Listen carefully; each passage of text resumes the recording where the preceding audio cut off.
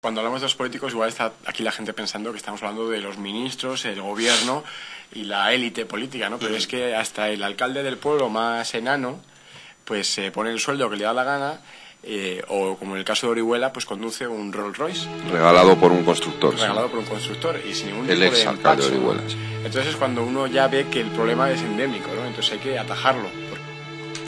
Ya lo dijo hace muchos años un primer ministro británico.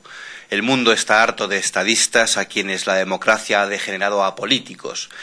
Sí, siempre es malo generalizar, pero lo cierto es que en los últimos meses se ha creado cierta sensación, conciencia de que en ocasiones nuestros políticos forman parte de una clase que se aleja paulatinamente de las verdaderas pasiones de los ciudadanos. Una reflexión sobre esta realidad se recoge en el nuevo libro de Federico Quevedo y Daniel Forcada, El negocio del poder. Hoy aquí en Periodista Digital es un placer poder charlar un ratillo con ambos. Bienvenidos a Periodista Digital. ¿Cómo estás, Miguel? ¿Qué tal? Muy bien. Lo primero que queríamos comentar con ustedes es que, como decíamos ahora... Con vosotros. Con vosotros, como decíamos ahora, no sé si se empieza a crear una conciencia de poner en duda o al menos mirar con otros ojos esa relación calidad-precio de nuestros políticos. Hombre, la democracia es el mejor de los sistemas políticos, pero no es perfecto en sí mismo. Es decir, ningún sistema político es perfecto, por lo tanto tiene siempre imperfecciones que debe de ir corrigiendo. Es cierto que las democracias anglosajonas en este sentido son mucho más perfectas que las latinas o las mediterráneas. Es decir, hemos visto el caso ahora mismo del Parlamento de Londres y a qué velocidad se ha reaccionado, ¿no? Quizá esa es la diferencia, es decir, el concepto de decencia política o de ética es mucho mayor en las democracias anglosajonas que en las democracias latinas, tanto en Francia como en España, como en Italia. Esta patrimonialización del poder que hacen algunos políticos de un usufructo que realmente tienen, porque es un poder delegado de los ciudadanos, pues es mucho más extendida y forma parte del acervo de la cultura política ya de estos países, ¿no? Y conforme van pasando los años y la democracia se va asentando y se va normalizando, pues surgen la gente de partido, ¿no? Que su única aspiración en la vida es llegar al puesto, que llevan toda la vida mamándolo, ¿no? De hecho, hay un capítulo del libro que hablamos de eso, ¿no? De familias, de políticos en las que, pues eso, esa vocación política viene desde la cuna y que no sé si no entienden tanto el poder como al servicio de los ciudadanos, sino primero al servicio propio y después... Es que la democracia, que nace como siendo una democracia de ciudadanos, porque así está recogida la Constitución y eso es lo que se pretende, al final inevitablemente deriva en una democracia de partidos, porque son los que tienen capacidad y estructura para organizarla. Por lo tanto, acaban apropiándose un poco de esa idea de democracia de ciudadanos libres, iguales ante la ley, etcétera, etcétera. Ellos, al final, los políticos se acaban poniendo un poco por encima. También es verdad que no hemos querido hacer una enmienda a la totalidad de la clase política y la mayoría de los políticos son gente honesta, honrada, que está ahí por vocación de servicio y porque le gusta la gestión de la república y entiende que es una manera de servir al ciudadano. Pero los ciudadanos al final,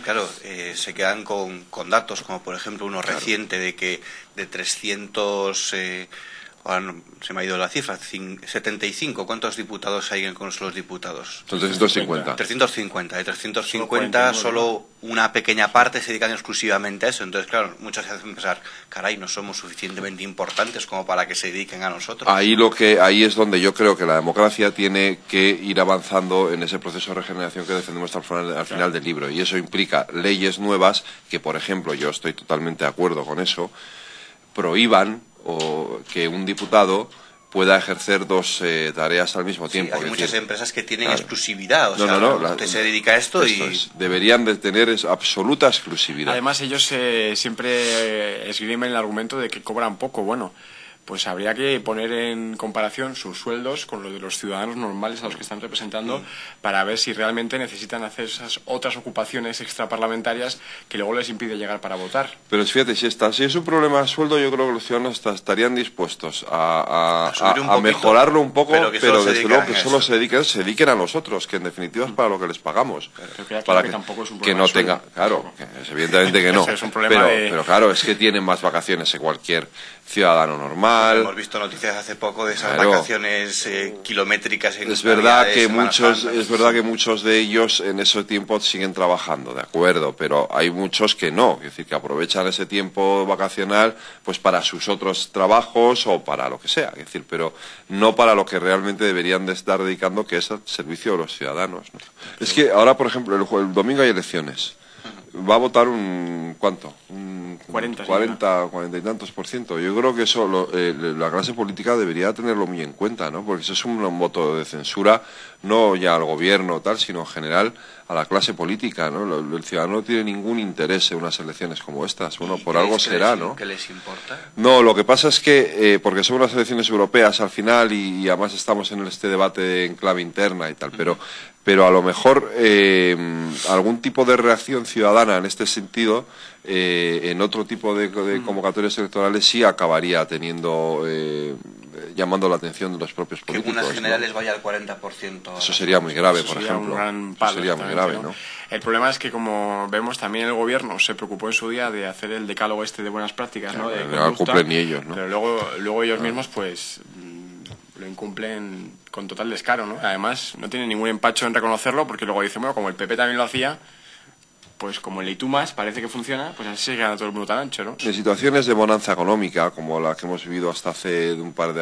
un año, vamos, el ciudadano puede estar un poco más anestesiado, es decir, Sí, pero bueno, las van bien. es decir, las cosas van bien, tampoco le preocupa en exceso si Zapatero viaja en un Falcon o si Touriño come en un restaurante de lujo, pero cuando ya en tu bolsillo empiezas a notar los efectos de la crisis o en tu familia, todos los miembros de tu familia están en paro, este tipo de noticias incomodan mucho más, porque claro, tú sigues pagando tus impuestos y que entonces los políticos se aprovechen de ese dinero hasta este punto, pues te llama, claro, te provoca rechazo. Y yo creo que eso sí puede... Yo confío en que esta situación la podamos aprovechar para, por lo menos, para introducir algún tipo de medida de regeneración en nuestra democracia, que hace muy buena falta. Medidas como, por ejemplo, cambiar el sistema electoral, promover la elección directa. Claro, y a mí me encantaría... La lista cerrada a mí me quizás es un gran encantaría coladero para eso, ¿no? absolutamente, porque ya, impide la Vosotros, por competitividad. ejemplo, cuando vais a las listas electorales, ¿hasta qué número bueno, quizá vosotros conozcáis a muchos más, pero El ciudadano medio. ¿hasta qué número conoces de los que van en esa lista? Un ciudadano medio conoce los 5 primeros, Si Caray. llega. si llega. Luego hay mucho cara dura, porque yo no sé qué expresión le puedes dar, por ejemplo, que un ministro como Bermejo, exministro ya, que es de Madrid, que toda la vida ha vivido en un chalet en Madrid, se presenta por Rozas. obligaciones de partido, se presenta por Murcia, y entonces obtiene su escaño en el Congreso y no renuncia a cobrar el plus que le corresponde por haber sido elegido por Murcia, pero es que ese plus es para aquellos diputados Que viven en porque Murcia. fuera, tienen que venir a Madrid y costearse la vivienda en Madrid. Y una cosa más, ¿vosotros creéis que el ciudadano, que es al final, creo que los que podemos o no cambiar estas cosas, con el voto, ¿creéis que las personas saben el poder real que pueden tener para cambiar esto? Con su ir a votar o no ir a votar o votar algo en concreto. Hombre, pues por ejemplo, yo pienso que, por ejemplo, nadie apostaba hace 4 días por Rosa Díez y este nuevo partido, ¿no? Que quiere regenerar el sistema, ¿no?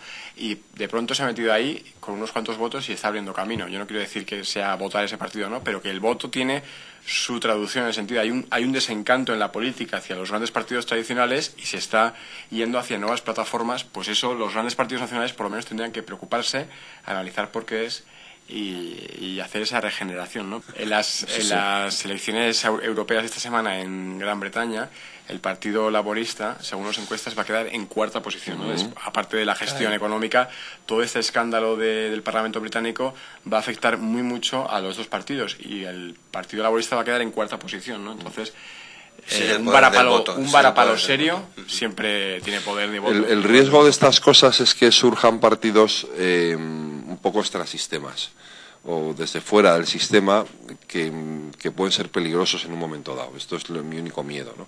Que el descontento de la sociedad acabe llevando el voto hacia posiciones a veces un poco...